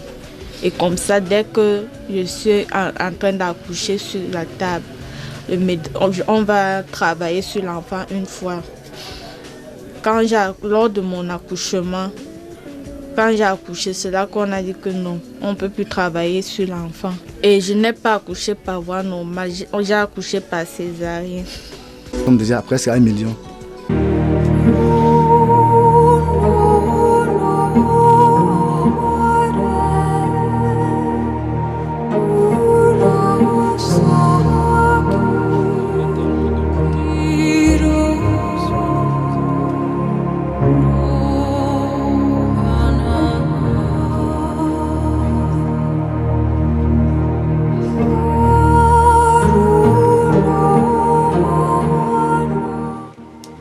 Sans emploi, le père de bébé Chris n'a que la plomberie qu'il pratique à ses heures perdues pour subvenir aux besoins de sa petite famille.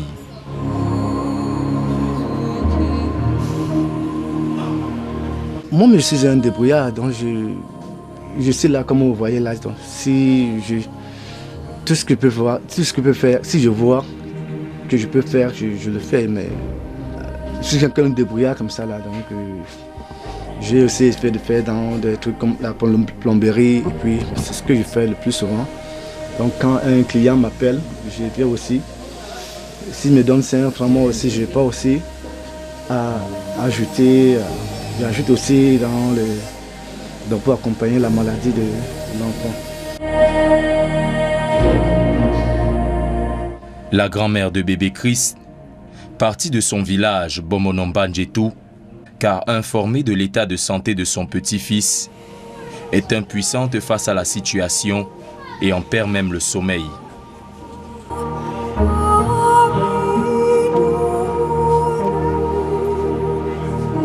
Mais je ne m'attendais pas que c'est ici, c'est comme ça que je devais survivre.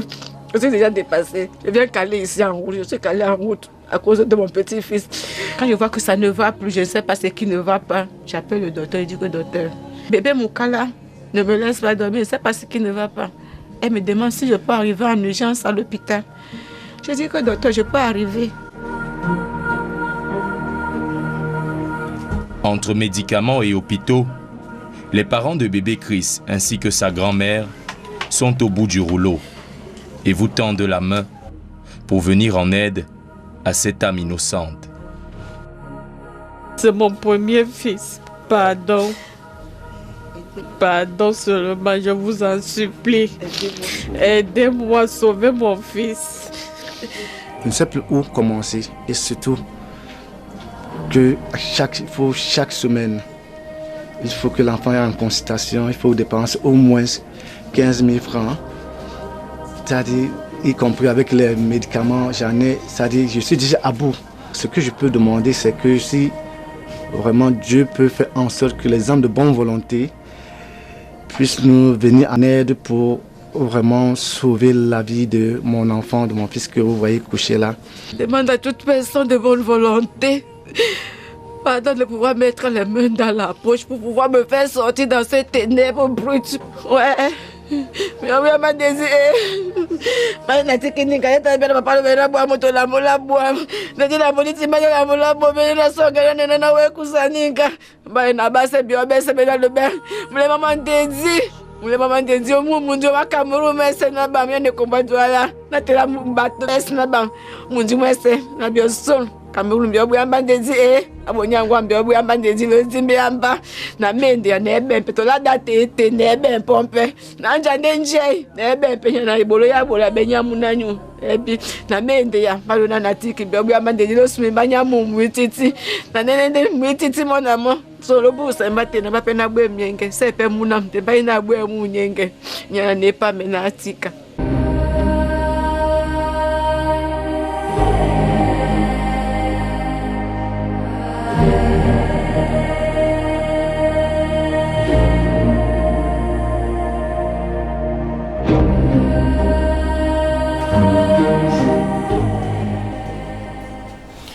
Eh bien, c'est un reportage qui présente la situation de bébé Christ. Bébé Christ est un enfant âgé de 5 mois. Il est né malade, carrément. Et vous voyez bien dans quel état il se trouve en ce moment. Sa prise en charge devrait déjà commencer, mais simplement qu'il faut un peu plus de moyens. Et avec nous sur ce plateau, Irène Tembe, bonsoir et bienvenue. Bonsoir Flavien et bienvenue. Et merci. Avant bébé Christ, il y a le sujet du soir ou de ce soir qui a été motivé par la présence de Marie-Madeleine Ngolé et qui a bénéficié de quelques largesses, en tout cas, de nos hommes de bonne volonté. Oui, nous disons déjà encore bonsoir et merci à ces hommes de bonne volonté qui ont bien voulu contribuer, assister, comprendre le cri de cœur de Marie-Madeleine sur ce plateau. Nous avons reçu des contributions. Tata Fokou Gédéon, 2 000 francs. Nana Didero, 20 000 francs. Takubo Vincent, 10 000 francs. Merveille Mbou Fofou, 1 000 francs. Liona Claude de Colbisson, 1 500. Thomas Tekeyo Eno, 2 000 francs. Tadoum Romaric, 1 000 francs. Thérèse Yanga, 1 000 francs. Myrène Lorquichet, 5 000 francs. Thierry Dikoumé, 11 500. Jean-Paul Mondoleba, 1 000 francs. Stevie Law Awachondi Meli, 1 000 francs. Emerance Ngimgoni Tendem, 1 000 francs. Kari Abdias de Raibouba, 2 000 francs. Un chrétien de Siméon, 11 000. Mongang, 2 000. Bienfaiteur du Gabon, 5 000. Tagakou Zinou, 2 000 francs. Mamoudou, 5 000 francs. Issa Dabomba, 2 000 francs. Munda, 200 francs. Vincent Yota Takubo, 10 000 francs. Pamela Fombe Akundim, 5 000 francs. Justin Nonken, 500 francs. Françoise Massé, 3 500. Dieudonné Fotso Tendom, 15 000. Hilda Womela Wirangang, 1 500, 1000 francs. Une famille chrétienne de Bamenka, 1 000 francs. Basile Gadou depuis Dunstable en Angleterre, 15 000. Le Cordeau de Manjo, 2 000 francs. Pauline Lossiliemboué, 2 000 francs. Elsie Blonde Chamba, 2 000 francs. Nous avons un montant pour le cas de Marie-Madeleine de 198 700 francs CFA. Nous remercions encore une fois de plus nos chers âmes de bonne volonté et nous les disons de continuer à mettre la machine de la solidarité en marche via les numéros de téléphone qui s'affichent au bas de votre petit écran, à savoir le 690 50 50 94 ou le 675 35 25 16 et bien vouloir spécifier par message votre nom, le cas social pour lequel vous avez contribué ainsi que le montant. À la suite donc des contributions de Marie-Madeleine, nous avons également les contributions de bébé Christ. 2 enfants de Dieu, 6 000 francs. Madame Elame Bonabo de Deido, 2 000 francs. La famille Tchalapa Okala, 2 000 francs. Lycée de Makepe, les élèves de la terminale C, 8 000 francs. Kuika, 1 000 francs. Obama Assa, 1 500. Jambon Zemdieu, 2 000 francs. Kemsou Gale, 10 000 francs. Stéphane Alès Tchatché Chouem, 5 000 francs. Chanceline Djou Sonchangefak, 10 000 francs. Zuo Charlotte Mbon, 1 000 francs. Chamdieu Avin, 100 francs. Divine Bayere Sumba, 1 000 francs. Anne Dibou, 1 000 francs. Famille Mouchiga Yaoundé, 2 000 francs. Madame Monka de Bonabéry, 3 000 francs. Bienfaiteur de la Guinée équatoriale, 10 000 francs. Une chrétienne, 5 000 francs. Maître Komnie Gorkas, 10 000 francs. Association VIP, 25 000 francs. Association VIP, 250 000 francs. Monsieur Piment, 500 francs. Une famille chrétienne, 2 500. Bienfaitrice, 10 000 francs. Duidia Charline, 2 500. Famille Nana, 5 000. Une bienfaitrice de l'Allemagne, 16 399 francs. Bienfaitrice de Ayala, 2500. Tatam Fokoum Gédéon depuis Bafoussam, 3000 francs. Bébé Diani, 1500. Touko Siani, 2000 francs. Famille Numbisi, 5000 francs. Catherine Modom, épouse Azer, 5000 francs. Bertha Ayouk Ayouketa, 2500. Bokeven Nancy Desala Monyo from Dikini Meki, 1000 francs. Famille Noubi Aetoudi, 5000 francs. Madame Akana, 2000 francs. Wambon, 2000 francs. Anne-Marie Chouibe, 3000 francs. Matthieu 11, verset 28, 5000 francs. Teke Feu Dieu, 2000 francs. Une bienfaitrice de Bafan, 10 000 francs. Famille Mekonchou, 2500. Famille Tchakwani, 8000 francs. Une chrétienne, 2000 francs. Mimboué Marie, 10 000 francs. Donateur anonyme, 10 000 francs.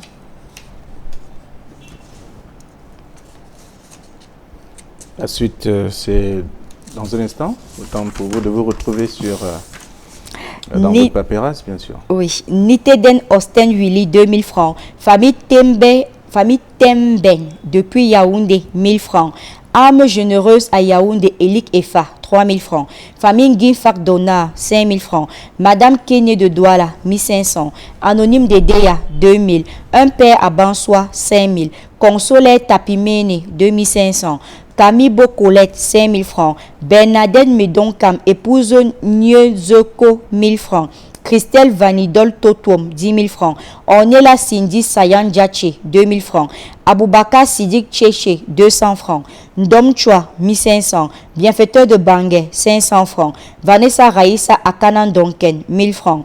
Madame Tanko Abonaberi, 2500. Moacha Claudian de Pumbanja, 1000 francs.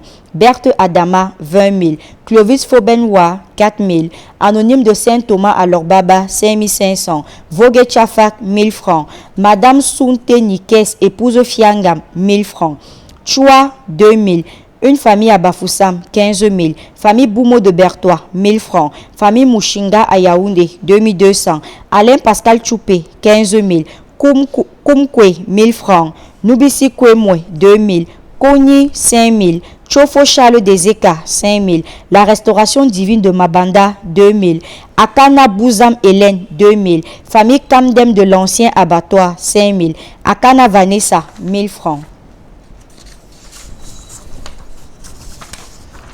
Chiwa Debolova, 2000 francs. Judith, 1500. Fali de Dedo, 2500. Bienfaitrice, 1000 francs. Bienfaitrice, 2000. Chuigwe Vera Dien, épouse Guachi, 30 000. Enane Jeanne, 5000 francs. Chayo Foussop, 1000 francs. Monsieur et Madame Guachi, 15 000. Sorel de Douala, 2500. Meugou Wenze Célestine, 500 francs. Famille Chassom Richard, 1000 francs. Un bienfaiteur, 1000 francs. Christelle Godel Mazonganso, 1000 francs. Idriss Wekani Wansi, 1000 francs. Jean Bostin Wagoum, 1000 francs. Chamedi Djonkou, 10 000. Famille Guesse de Bafoussam, 2500. Georgina Sou Aza, 5000 francs. Émilie Nikez Suntenja, 1000 francs. Joël Sivinus Kenye, 5000. Cyril Kensa Toutsier, 1000 francs. Aurélie Ginette Maka Kemenye, 1000 francs. Tekesa, 10 000. Thierry Dikoume, 11 000. Noupa Machia Djoua, 1000 francs. Une fervente croyante, 5 000. Maman Pantui Thérèse de Lorbaba, 5 000. Choupé, 15 000.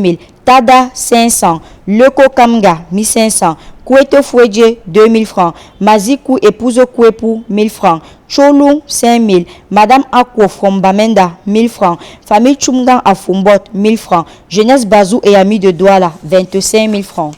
Joël Macho Anoko, 1000 francs. Niachi Luc René, 5000. Famille Kemonye, 10 000.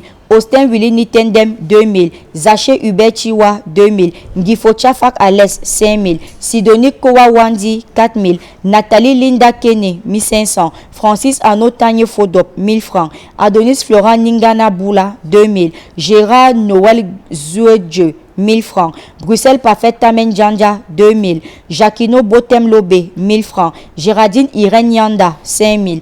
Bernard Massien Zefak Djoufak, 2000. Tangwa Wilsman, 5000. André Moïko, 5000. Chouabe, 2000. Mougwe Peggy Stella, 1500. Françoise Massé, 10 000 francs. Delphine Makou, 1000 francs. Chancel Lantounkam, 5000. Joseph Lissi, 1500. Roger Ngemnan, 3000 francs. Jean-Martial Tchedjou, 1000 francs. Tamsa Lucas, 1500. Alette Michel Mangoukam, 5000 francs. Eric Sylvain Diegam, 2000 francs. Jacques Chéri Chokwatan, 2000 francs. François Wokam, 1000 francs. Alida Mapatala, 3000. Jean-Gaston Etemi, 1000 francs. Famille Tala de Bertois, 5000. Habib Aurel Dongo, 1000 francs. Agoa Martine Chaveli, 1000 francs. Ayouk Meono, 2000 francs.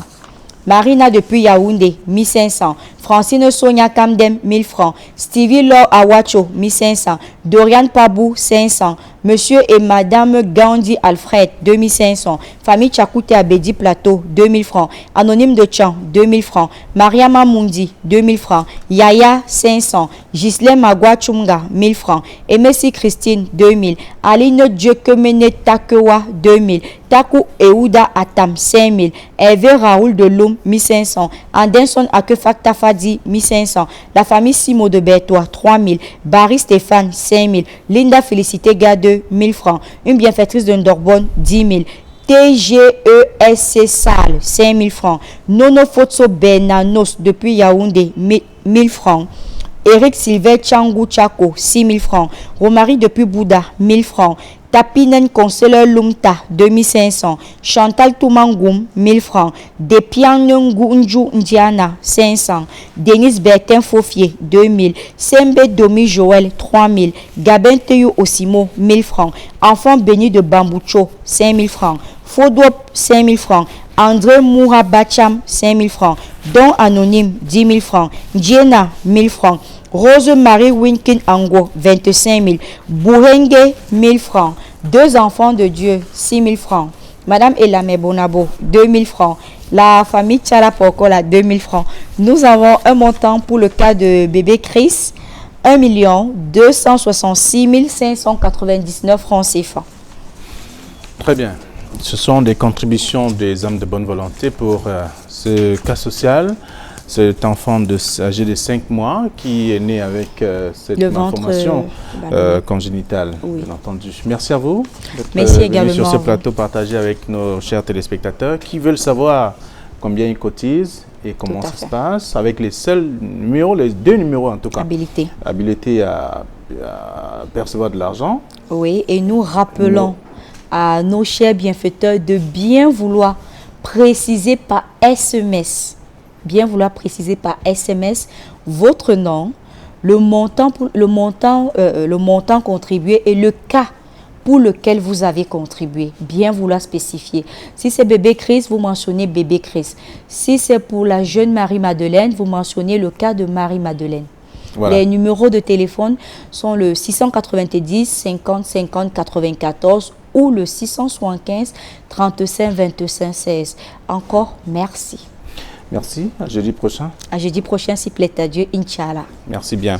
Alors, pour toute l'équipe qui a contribué à la réalisation de cette autre édition de Regard Social, je voudrais dire merci à Eric Watat, Cédric Chouna, Théo Tchunke, Marlise Minkoumou, Dani Warenzede qui est le réalisateur de ce programme Regard Social.